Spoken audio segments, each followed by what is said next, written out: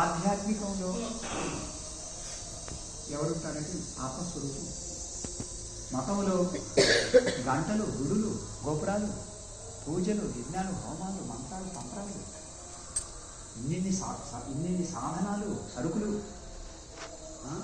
భోజనాలు, ఇది పారాయణలు, గంట కొట్టడం, తాళ కొట్టడం. ఆధ్యాత్మికంలో అక్కడ ఆ మతంలో ఆకర్షించడానికి ఎన్నో ఉన్నాయి నీకు సాధన. ఆధ్యాత్మికంలో ఆకర్షించటానికి నీకు సత్యాన్వేషణ ఒక్కటే. ఆ సత్యాన్వేషణ ఎవరైనా చెప్తూ ఉంటే దాన్ని స్వీకరిస్తే అప్పుడు మన జీవితంలో మార్పు వస్తుంది, లేకపోతే మార్పు రాదు. కనుక ఆ పంచపాండవుల మాట్లాడు చివరికి ధర్మరాజు ఒక్కడే పిలుస్తాడు స్వర్గం యొక్క గేట్ దగ్గరికి. ఆయనతో పాటు కుక్క ఉంటుంది. కుక్కను పంపించాం లోపలికి.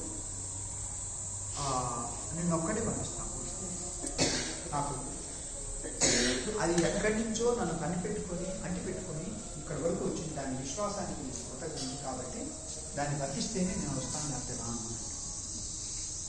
అప్పుడు సరే అని వాళ్ళు అక్కడ కూడా ఏదో టెస్ట్ చేస్తారు. నువ్వు తప్పు చేస్తున్నావు కాబట్టి స్వర్గానికి వెళ్ళే ముందు నరకానికి వెళ్ళు, అక్కడ కొన్ని రోజులు ఉండు, తర్వాత స్వర్గానికి రా అంటే తప్పకుండా వెళ్తాను అన్నాడు. ఊరి నాయన, నరకం అంటే ఏమనుకున్నావు? అది చాలా భయంకరమైనటువంటి స్థలం, ముందు స్వర్గాన్ని అనుభవించాలి కానీ అంటే.